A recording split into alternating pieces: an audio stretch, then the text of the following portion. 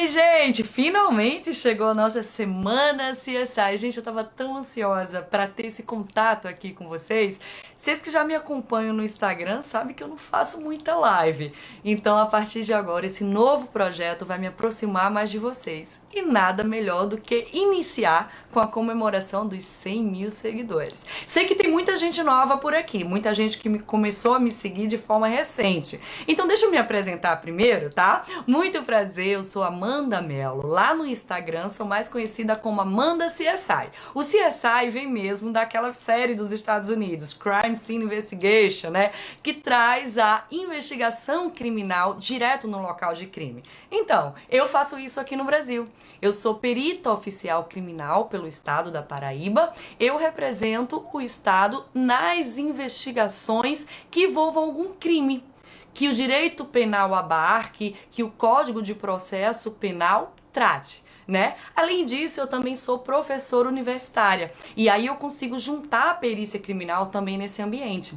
Eu leciono a disciplina de medicina legal, que tem tudo a ver com perícia, para o curso de direito em um centro universitário aqui na minha cidade, João Pessoa, para quem não sabe de onde eu sou. Gente, eu sou louca pela minha profissão. Desde cedo, desde criança, eu já me via fazendo o que eu faço hoje. Eu costumo dizer que a gente é pro que nasce e que nem toda menina sonha ser bailarina. Se você já me segue, sabe que essa bio tá estampada assim, ó, bem grande lá no meu perfil do Instagram, porque ela realmente é a minha linha de caminhar por essa profissão. Desde criança, gente, nunca me interessei por essas coisas de balé, ser médica, ser bailarina. Não, gente, eu sempre quis ser policial. E aí, muito novinha, aos 14 anos, eu me interessei por um dos cargos que estava inserido dentro da polícia. E esse cargo eu descobri através de um filme que tinha o nome de Perito. Fiz o concurso, aliás, tenho que avisar vocês, foi o primeiro concurso que fiz e único. E graças a Deus fui honrada com essa aprovação. Então assim, eu costumo sempre dizer também nas minhas redes sociais que você também pode, que você também é capaz. Muita gente sempre me questiona assim, Amanda, quais são dicas para estudar? Como é que eu passo num primeiro concurso público? Gente, calma, tem seu tempo. Você não precisa ir no tempo das outras pessoas. Aliás, eu vou até deixar esse tema aqui guardado, porque depois eu quero trabalhar isso com vocês. Porque hoje a gente veio para trabalhar outra coisa. Seguinte, eu rodo o Brasil todo levando a perícia criminal. Eu pego aquele trabalho que eu faço em campo aqui na Paraíba, aquele trabalho que eu repercuto no Instagram, eu também levo em forma de palestras e cursos para todo o Brasil. E é mais ou menos como essa pegada aqui que eu tô tendo com vocês, de uma forma super informal. Afinal, não é muito fácil você levar crime, você levar violência para a cabeça das pessoas. Então você tem que fazer isso, pelo menos eu acredito, de uma forma mais leve, demonstrando a ciência que está por trás daquilo. E aí, dessa forma, eu acho que eu estou conseguindo trazer muitas pessoas para esse ramo de perícia. Bom, para você ser um perito oficial criminal, você precisa de um concurso público. Um concurso de prova de títulos. Você tem que fazer uma prova escrita, você tem que passar por uma avaliação curricular para pontuar de acordo com as suas graduações. Para esse meu concurso, eu fiz com a minha graduação em farmácia. Mas a área da perícia é multidisciplinar. Você pode fazer com graduação em farmácia, biologia, química, ciências contábeis. Gente, são tantas. É só você pegar um edital e ver lá. Cada um vai variar. Nem todo edital disponibiliza vagas para as mesmas áreas, tá? Inclusive o pessoal de direito, que sempre me pergunta no Instagram se pode ser perito. A resposta é sim, pode ser perito, porque segundo o artigo 159 do Código de Processo Penal, perito é aquele profissional portador de diploma de nível superior que prestou um concurso público para aquela área. Não dá mais especificidade nenhuma. Então basta a sua graduação em nível superior, tá bom? E, gente, por que eu gosto muito de trazer isso aqui em forma de uma conversa informal? Você sabe que eu vim aqui hoje para debater um caso de grande repercussão, que já eu vou contar aqui qual que é para vocês.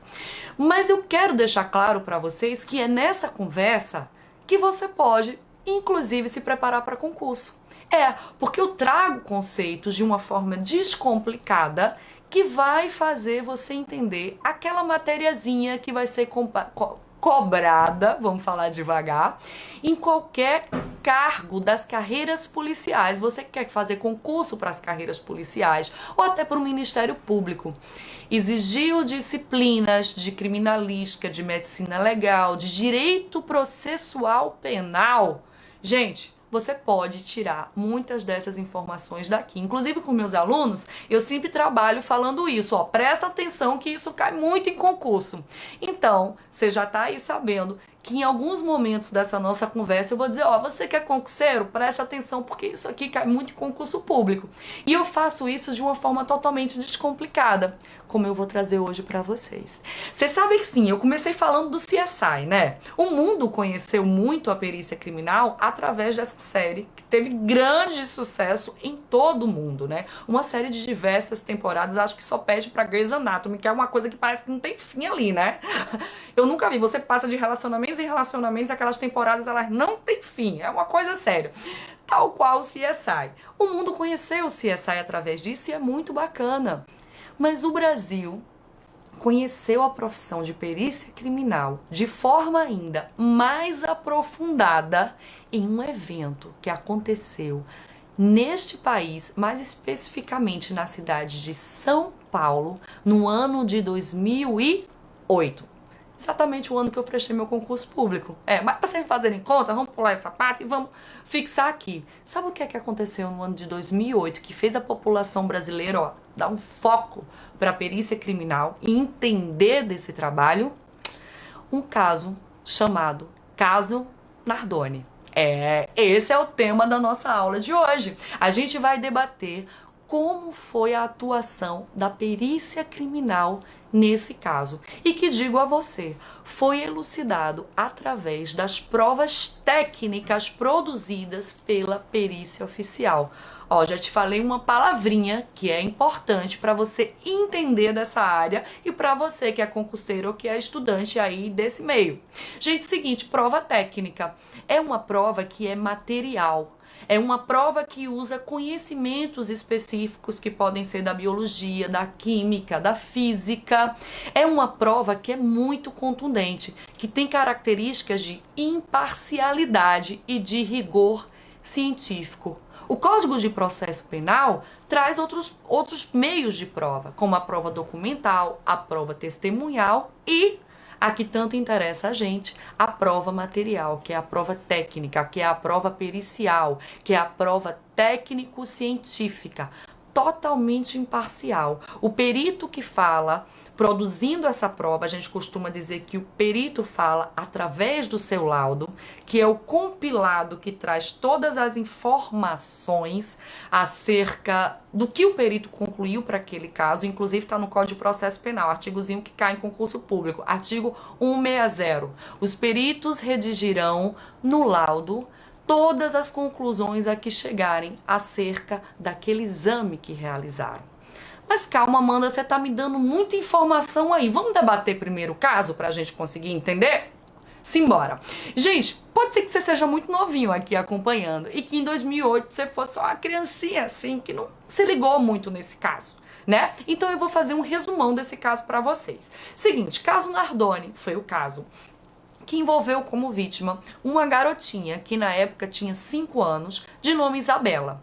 A Isabela foi arremessada do 6º andar de um edifício residencial na cidade de São Paulo. O nome do edifício? London, ficou muito conhecido. Não sei se hoje as pessoas ainda passam. O brasileiro tem umas manias estranhas, né? Ele acaba tendo uma espetacularização dos fatos criminosos. Gosta de tirar foto, gosta disso. Então não sei como é hoje, se a galera ainda vai na frente desse edifício e tira foto. Mas eu lembro que na época isso aconteceu muito. Então o que acontece? Esse edifício, esse apartamento de onde a Isabela foi arremessada do 6º andar, pertencia ao pai da garota. E o pai da garota morava lá junto com a sua nova mulher, a madrasta. No caso, não era a mãe da Isabela, ele já tinha se separado da mãe da Isabela. Eles moravam lá e estavam dentro do apartamento quando a menina foi arremessada. Ué, Amanda, eles estavam lá? Nossa, como que foi isso? Não, calma. Eles não diziam que estavam lá, mas a perícia concluiu. E eu vou te dizer como é que a perícia concluiu isso. O Alexandre, que é o pai da Isabela, contava que eles tinham chegado no apartamento após um dia de andanças por shopping, supermercados, e que ele deixou os outros dois filhos dentro do carro, no estacionamento, na garagem do edifício, junto com sua nova mulher, madraça da Isabela. E ele subiu só com a Isabela para o interior do apartamento, que deixou a Isabela lá deitada, no quartinho dela, e voltou para a garagem para pegar os outros dois filhos, que também estavam dormindo, e subir com ele. Quando subiu, viu que a Isabela não estava no quarto. E quando ele olhou pela janela, viu que a grade de proteção que revestia a janela daquele quarto, casa com criança, grade de proteção, estava cortada. E aí, quando ele olhou lá embaixo, a menina estava caída no solo, no jardim da região anterior, frontal, do edifício. Gente, o pai da Isabela não fez comunicação com o socorro. Pelo contrário, ele apenas desceu, foi até lá embaixo e gritou que havia entrado um ladrão no seu edifício. O socorro foi solicitado pelo síndico do prédio, que morava no segundo andar e ouviu a queda da menina. Foi solicitado pelo porteiro do prédio, que estava na portaria e ouviu a queda da menina. Mas o pai não pediu. Mas a madrasta não pediu. E ele gritava o tempo todo pedindo socorro porque um ladrão tinha adentrado. Em momento nenhum ele chegou perto da filha. Bom, o resgate chegou, a menina foi socorrida, ainda estava com vida, mas morreu no caminho do hospital. E aí eu vou te trazer aqui um outro conceito que você tem que guardar para entender o trabalho da perícia criminal. E, inclusive, estudante para concurso, interessante. Existem dois casos em que tem que acontecer necrópsia, casos de morte que tem que acontecer o exame cadavérico. O Código de Processo Penal traz isso. Dois tipos de morte que interessam à justiça, que é a morte do tipo violenta, aquela que teve uma causa externa, e as mortes do tipo suspeita, aquela morte que você não está visualizando uma ação externa, mas que você ainda não tem certeza se é uma morte, como a gente chama de morte natural, morte por causas intrínsecas, uma parada cardíaca, de repente por uma artéria entupida no coração, coisa desse tipo. Esses dois tipos de morte, que a medicina legal classifica como morte forense, interessam à justiça. Então, se uma pessoa morre mediante uma morte violenta ou uma morte dita suspeita, que ainda não se consegue concluir o que pode ter causado, esse cadáver deverá ser encaminhado ao IML e passar por um exame cadavérico. Tá joia? Os dois tipos de morte que interessam a justiça: morte violenta, morte suspeita, obrigatoriedade do exame cadavérico. A pessoa pode ter morrido no hospital, pode ter morrido a caminho do hospital, como foi a Isabela. Mas qual foi a origem daquela causa? No caso da Isabela, uma causa violenta, uma precipitação. Então, o corpo é direcionado ao IML.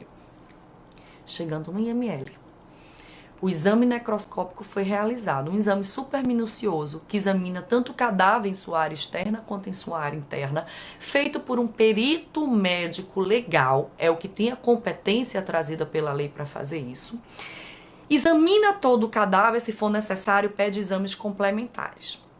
Só que o perito começou a examinar aquele corpo e viu que ele apresentava características que eram incompatíveis com a morte pela precipitação. Eu não estou dizendo que ele disse que a menina não sofreu precipitação, sofreu. Só que ela apresentava outros sinais que não eram condizentes com unicamente aquele evento. Vou te falar quais sinais são esses. Língua protusa, que é a língua projetada para fora da arcada dentária. Ponta dos dedos e unhas cianóticas. Quando eu falo cianótica, entenda como arroxeadas. Face arroxeada. Coração e pulmão, e aí o exame interno, com o que a gente chama de petéquias, que são pontilhados vermelho-violáceos que aparecem dentro desses órgãos. Fora isso, a menina ainda apresentava marcas no pescoço. A criminalística leciona que todo contato deixa uma marca. Se eu toco em algo, aquele algo vai ter impresso aquele meio que causou aquele contato.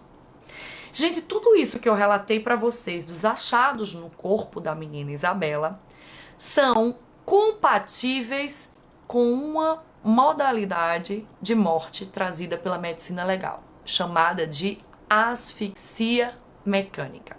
As asfixias mecânicas, elas podem ser de vários tipos: afogamento, soterramento, confinamento e mais.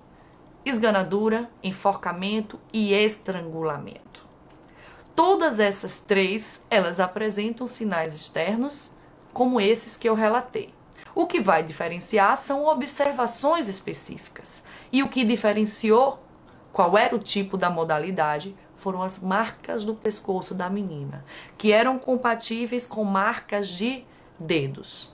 A gente estava diante da ocorrência de uma esganadura. E com a análise do corpo da menina pela perícia médica, concluiu-se que a sua causa-morte foi por asfixia mecânica na modalidade de esganadura. E a precipitação, Amanda? Ela precipitou. Mas o traumatismo decorrente da precipitação não era suficiente para causar a sua morte. Entenderam? Então, como é que uma pessoa que apenas tinha precipitado apresentava tantos sinais de asfixias?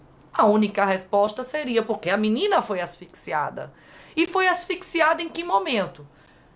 Esses sinais, como as marcas no pescoço, só acontecem se a asfixia tiver sido realizada quando a vítima ainda está em vida. Não acontece se ela já estiver em morte. Então não adianta você levantar como teve. A defesa tentou levantar que as marcas naquele pescoço foram produzidas após a queda, tipo no momento do socorro, no transporte da menina. Não, gente. Aquilo tem sinal vital. É como a gente chama na medicina legal. Isso quer dizer que a menina estava viva quando aquelas marcas foram produzidas. Então, o que ocasionou a morte da menina Isabela foi um evento que se deu de forma anterior à sua precipitação. Bom, se deu de forma anterior à sua precipitação, onde é que essa menina estava nesse momento? Dentro do apartamento. Então, o pai da menina passou a ser investigado. Se a gente estava diante de um local onde um suposto crime aconteceu, por que suposto? Porque ainda tinha que se confirmar que foi lá dentro que essa menina foi asfixiada. Não podia ter sido asfixiada no carro, momentos antes de chegar àquele apartamento, então tinha que se provar. Então, o delegado de polícia competente, na verdade foi uma mulher, a delegada de polícia competente para esse caso, a que foi nomeada para esse caso, requisitou o exame pericial de local de crime. É isso que eu faço hoje, é a minha atuação. Eu atendo locais de crime que envolvam morte do tipo violenta. Ó, gente, só para dar aqui uma paradinha para vocês, para dizer uma coisa. Eu sei que eu tô dando muita informação. E se você pode estar cheio de dúvida aí na sua cabeça, vamos fazer o seguinte, como eu tô cheio aqui de informação para dar, para eu não pagar agora e responder, vocês podem aqui me encher de perguntas, tá? Que se eu não conseguir responder ainda hoje, só para não quebrar o raciocínio, pode ter certeza que no nosso próximo encontro, gente, eu tô agitada, né? Tô falando muito rápido. No nosso próximo encontro, eu vou iniciá-lo respondendo essas perguntinhas de vocês. Então, ó, pode mandar a perguntinha aqui que eu vou responder um por um, tá joia? Então, vamos continuar. Gente, seguinte, foi requisitado o exame pericial de local. E aí, eu trago você para um artigo do Código de Processo Penal, que é fundamental para você, estudante de concurso público. Sabe qual que é? O artigo 158, que diz assim: sempre que uma infração deixar vestígios, será indispensável a realização do exame de corpo de delito, direto ou indireto, não podendo ser suprido pela confissão do acusado. Isso quer dizer que se houve uma infração e ela deixou vestígios, tem que ser realizada a perícia. Ali a gente ainda teria dúvida se houve uma infração, né? Quer dizer, nem tanto, porque a gente estava diante de uma vítima de um homicídio, mas naquela casa podia ser que não tivesse acontecido. Mas os vestígios tinham que ser levantados. E o que é vestígio, para você entender? Conceito importante também para você que estuda para concurso e para você que quer entender a área. Vestígio é todo ente material que pode ou não ter relação com um delito. Como assim, Amanda? Pode ou não? Vai depender do exame pericial que vai se realizar a posteriori para dizer se ele tem relação com o delito ou não. Por exemplo, nesse ambiente que eu encontro uma mancha de sangue e eu posso achar que uma pessoa foi agredida aqui ou foi espancada aqui. Coleto esse sangue e digo, caramba, será que houve alguém que foi agredido aqui? Quais foram as pessoas que passaram por aqui? Será que esse sangue bate com o de alguém que passou por aqui? E aí eu faço esse exame.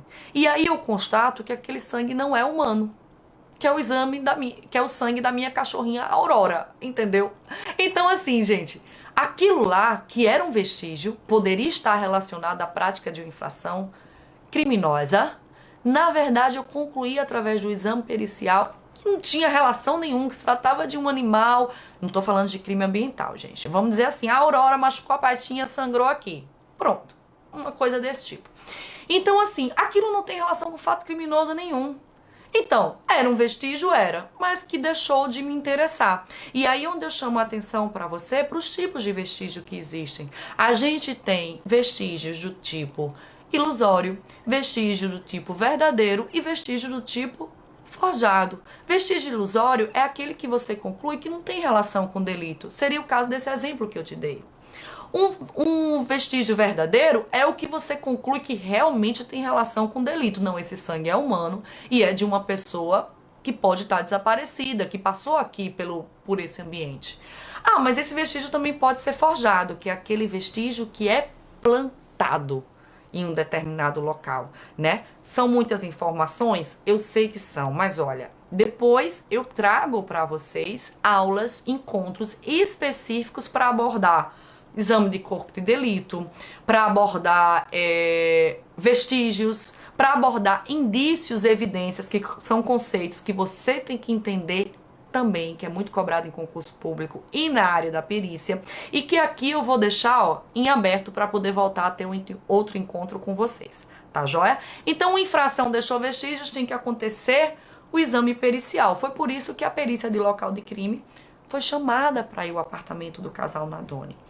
Chegando nesse apartamento, a perícia percebeu que se tratava de um local em desalinho habitual. O que é isso? Um local que está bagunçado, mas que aquilo tem a ver com a rotina do casal e não com a ocorrência de uma luta corporal, né? Um ambiente normal, é uma residência, tem crianças, desalinho habitual. Só que naquele desalinho, uma coisa chamou a atenção da perícia. No cantinho da lavanderia, no meio de tantas roupas sujas que estavam espalhadas por lá, tinha uma única fraldinha que estava de molho dentro de um balde. Ela tinha sido limpa e estava de molho. Aí a perícia já estranha. É o olhar clínico do perito. Ué, como assim? Né? Nessa bagunça toda, como é que só uma fraldinha vai estar lá? E aí a perícia recolhe essa fralda. Fora isso, a perícia tinha que atestar a informação do Alexandre Nardoni de que um ladrão adentrou seu apartamento. Bom, se não for um ladrão conhecido, ele não tem a chave do teu apartamento, né? Então ele entra através do que a gente chama de rompimento de obstáculo, né? É uma qualificadora do crime de furto, por exemplo. Então entra arrombando uma porta, entra avariando uma janela, quebrando para poder adentrar aquele imóvel. E nada disso foi constatado naquele apartamento. Então era no mínimo estranho uma pessoa estranha ter entrado ali, né? E aí a fraldinha, deixa eu te falar que quando aquela fraldinha foi submetida a um teste que a gente faz lá dentro do laboratório, dos laboratórios que envolve a polícia científica, a gente pode ter um exame de constatação de sangue humano. A gente pode não observar que ali em princípio tem sangue, é um sangue latente. A gente pode fazer uso de luminol para poder fazer aquele sangue aparecer para você, a coisa mais linda. E depois eu trago uma aula específica sobre isso também, tá? Na parte de vestígios biológicos. E seguinte, nessa fraldinha a perícia constatou que havia sangue. A fralda tinha sido limpa, por isso que a fralda estava de molho, para não demonstrar que ali tinha sangue. E a perícia conseguiu atestar, porque, minha gente, não adianta tentar cobrir, não tem crime perfeito. Você pode tentar mascarar as provas, sumir com as provas, mas a perícia, quando é bem feita, capta. Foi o que aconteceu com essa fralda. Existia sangue nessa fralda. O sangue era humano. Então, próximo passo, de quem é o sangue. Se comparou com o DNA da menina Isabela e se viu que aquele sangue naquela fraldinha que estava de molho no cantinho daquele apartamento era da menina Isabela. E aí, bingo, porque batia com uma lesão que a menina Isabela tinha aqui na testa, ó. E essa lesão não era compatível com a precipitação da menina. Veja, se a menina tivesse cortado a cabeça durante a queda, aquela lesão não ia ser só um cortezinho, ela ia ser bem mais contundente, bem mais proeminente, bem mais grave. E não era o caso. Aquela lesão tinha sido produzida anterior à queda. E foi dali que veio aquele sangue que estavam querendo mascarar naquela fralda. E aí a perícia faz, bom, se a menina sangrou nesse apartamento, pode ser que a gente não tenha só sangue nessa fralda, a gente pode ter sangue no apartamento. E aí onde se faz uso do luminol para revelar esse sangue que pode ter sido limpo. E bingo, foi o que aconteceu. O apartamento apresentava sangue e era humano, e foi comparado ao DNA da menina Isabela e concluiu-se que o DNA era da Isabela. Não só a menina sangrou, como foi amparada pela fralda, como também aquele sangue atingiu o chão na forma de gotas. É o que a gente chama na dinâmica de manchas de sangue de gotejamento, e tinha uma informação a mais, em trilha. Aquele gotejamento, manchas de sangue do tipo gotejadas, elas seguiam um percurso que ia da área externa do apartamento, ali no hall do elevador, passando pela sala e parando ao lado do braço do sofá. Gente, a informação do tipo de mancha de sangue, por isso que aqui eu deixei muito claro, manchas do tipo gotejadas é fundamental para a perícia. Porque para cada tipo de mancha de sangue, não só tem essa, a gente tem manchas produzidas por escorrimento, manchas saturadas, manchas do tipo poça, manchas do tipo cast-off, que você já viu que pode gerar aqui uma aula específica também, né? Gente, tudo isso é importante porque traz uma informação para a perícia. As manchas gotejadas, por exemplo, dão a certeza ao perito que aquela vítima ela gotejou em posição que ela estava andando ou de forma lenta ou de forma rápida. Porque se ela tivesse gotejando parada, se levaria à formação de uma mancha de sangue do tipo poça. E não tinha. Se tinha os gotejos. De acordo com o diâmetro dessas gotas, a gente consegue dizer a altura que essas gotas caíram. E se a vítima estava andando de forma rápida, se estava andando de forma devagar. Viu quanta informação que traz? Gente, eu lembro que uma vez eu trabalhei num caso, e quando eu trouxe essas informações, eu lembro que até o acusado, ele até disse assim, e a senhora tem bola de cristal, para adivinhar? Não, minha gente, eu tenho a ciência. Por isso que a perícia é tão impressionante, ela é tão linda, porque ela te dá informações que você nem faz ideia que seriam possíveis. E te digo, a perícia ela não se baseia em achismos, é certeza, é ciência. Isso é comprovado, por exemplo, para essas manchas de sangue, de forma científica, né? E aí te digo mais, lembra que eu falei que o diâmetro das gotas de sangue podiam dizer a altura da qual aquela gota de sangue caiu? Se eu te falar que a perícia concluiu que aquelas gotas de sangue caíram em uma altura que era superior à da menina Isabela. A menina Isabela de pé não atingia a altura da qual aquelas gotas caíram.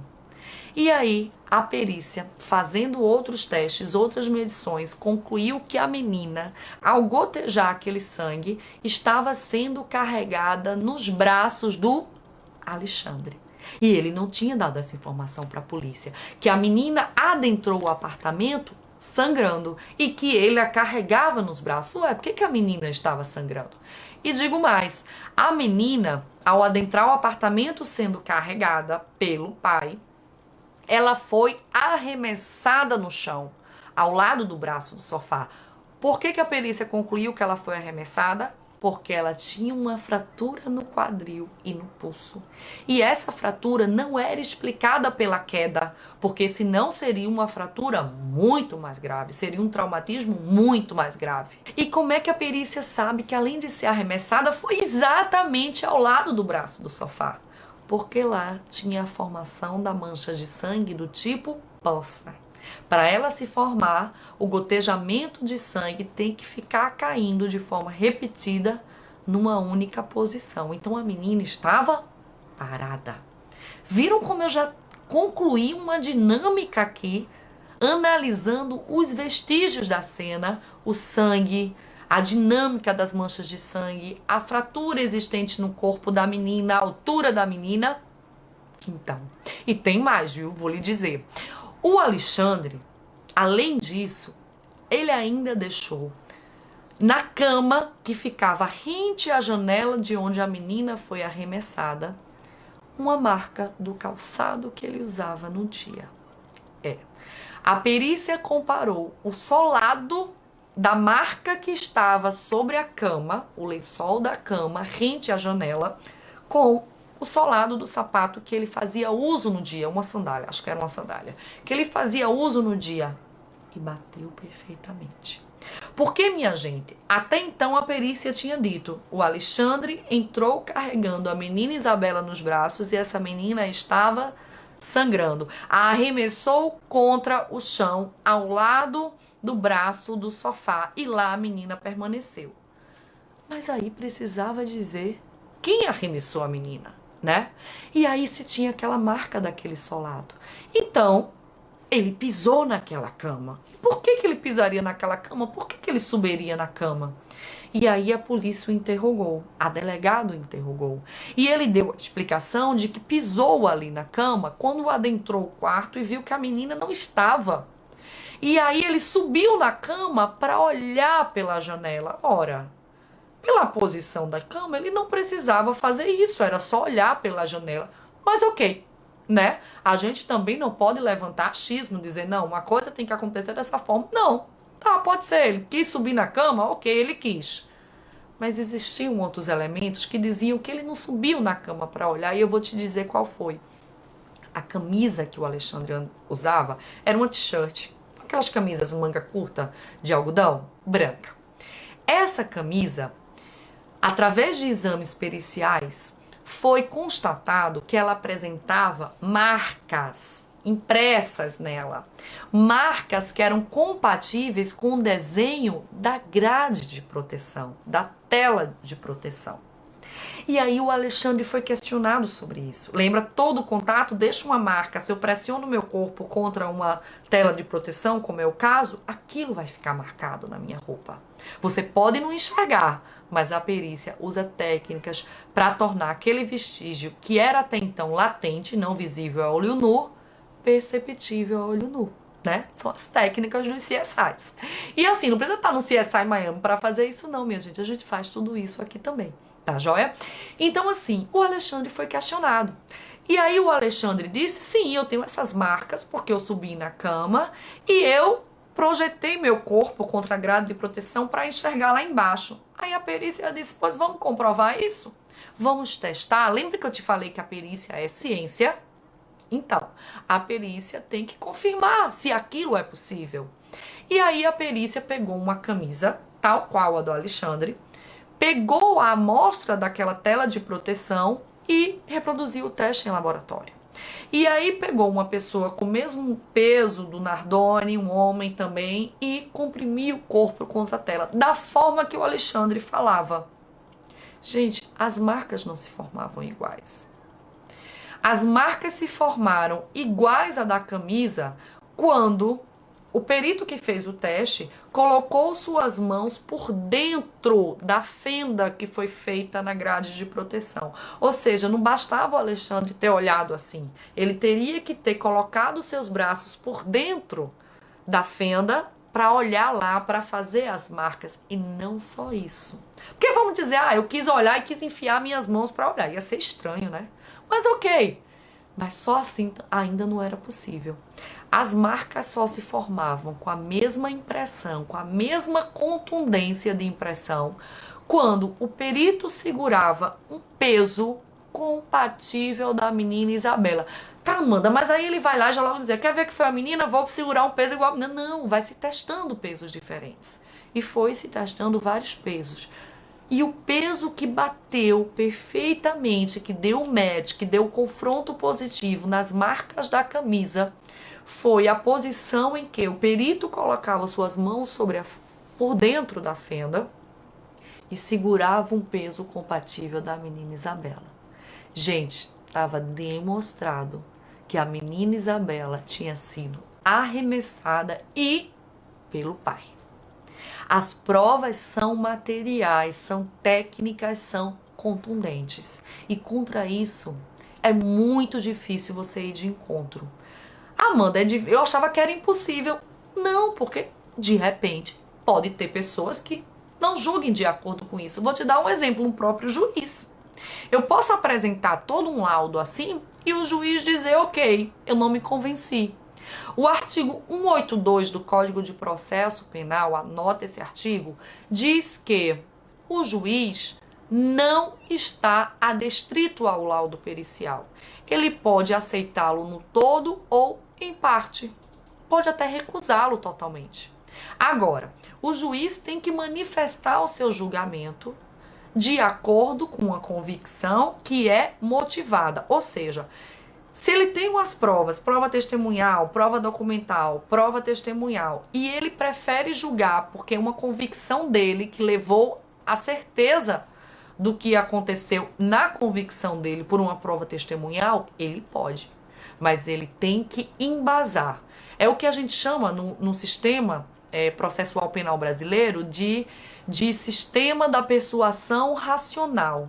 O juiz é livre para julgar de acordo com a sua convicção, desde que motive, justifique em base à sua decisão.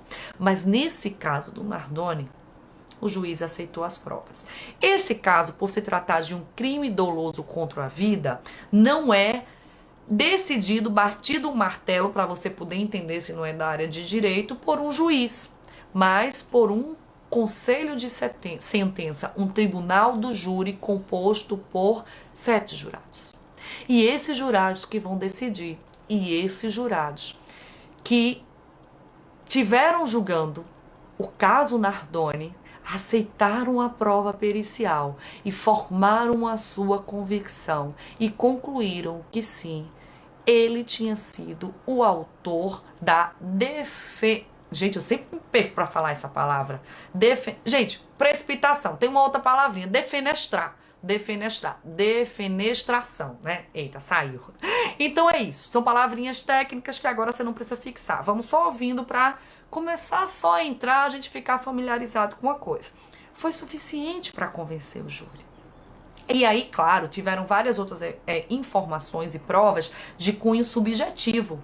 Motivação para ter feito isso, o conflito que a madrasta tinha com a menina e isso levava a conflitos com o pai, né? O desentendimento do pai com a mãe da garota.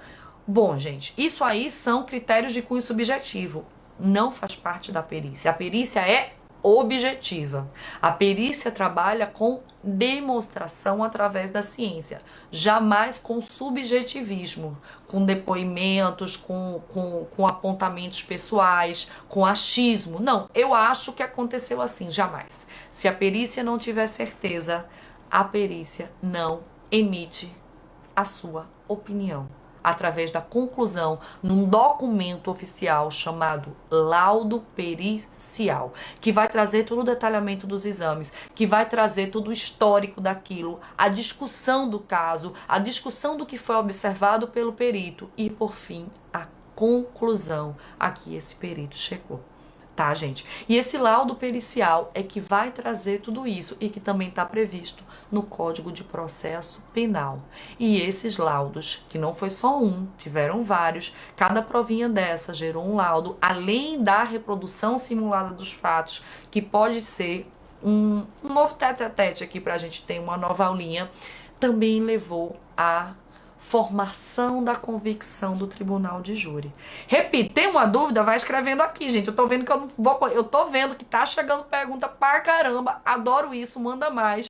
Mas acaba que, como o tempo é curto, a gente não pode, né? Já isso aqui acaba, a gente não pode perder tempo. Eu quero passar a informação pra vocês, tá? Mas se preocupa não, que depois eu respondo tudo pra vocês. Seguinte, o tribunal de júri julgou como procedente aquilo lá e condenou o Alexandre Nardoni, não só ele, mas também como a sua esposa na época, Ana Carolina Jatobá, por homicídio doloso. Ele, no caso, teve uma pena maior que a dela, porque o direito penal prevê isso, né? Como o crime foi cometido com um laço familiar, ele era pai da menina, a pena dele é aumentada, mesmo que o crime tenha sido o mesmo, tá? Gente, dessa forma eu quero que vocês vão entendendo como é a formação da prova pericial. Uma prova que é importantíssima para o trazer da verdade dos fatos à tona. A perícia diz como é que o fato aconteceu, quem foi que o realizou. Se a perícia não puder afirmar, ela diz exatamente que não consegue o fazer. E não foi isso que a perícia fez no caso Nardoni. Ela afirmou com precisão aquilo que tinha acontecido. E por isso fez o Brasil todo colocar seus olhos diante daquilo. E fez muita gente, como você que pode estar aí agora, começar a dizer, caramba, que área massa, que área arretada, como a gente fala aqui no Nordeste. Pois é, uma área que eu descobri ainda muito menina e que eu te convido a conhecer muito mais através do meu trabalho de formiguinha por aqui, tá? Gente, eu vou fazer muito mais encontro com vocês, mas eu já volto com vocês já nessa quarta-feira. Amanda, tá terminando? Gente, a gente já vai em mais de 40 minutos aqui. A gente vai precisar finalizar. Infelizmente, eu não consegui responder as perguntinhas aqui. Mas podem ficar tranquilos, meus amores, que quarta-feira, no nosso segundo encontro, eu vou iniciar respondendo as dúvidas de vocês, tá joia? Então, assim, gente, eu espero ter conseguido passar um pouco dessa informação inicial. Hoje eu debati a formação da prova pericial. Eu vou trazer um novo caso na quarta-feira, onde eu vou debater outro tema da perícia criminal, que também cai muito em concurso público, chamado de cadeias de custódia. Qual será o caso que eu trarei para trabalhar esse elemento pericial tão importante? Tá curioso? Então aguarda. Quarta-feira, às 20 horas, dia 15, meu Deus, tô muito perdida. Quarta-feira, 20 horas, a gente se encontra. Sou uma pessoa que realmente não bate bem das ideias. É aula, é plantão, é não sei o quê. A gente se encontra. Eu tô aguardando vocês aqui e a gente vai. Prometo, gente, vou tentar falar menos pra gente interagir mais. Combinado? Então, meus amores, até o próximo encontro. Se você chegou aqui sem me seguir no Instagram, me segue. @amanda.csi e vem conhecer um pouquinho mais do universo pericial comigo através de lá. Gente, até o próximo encontro. Beijo em todos vocês. Tchau!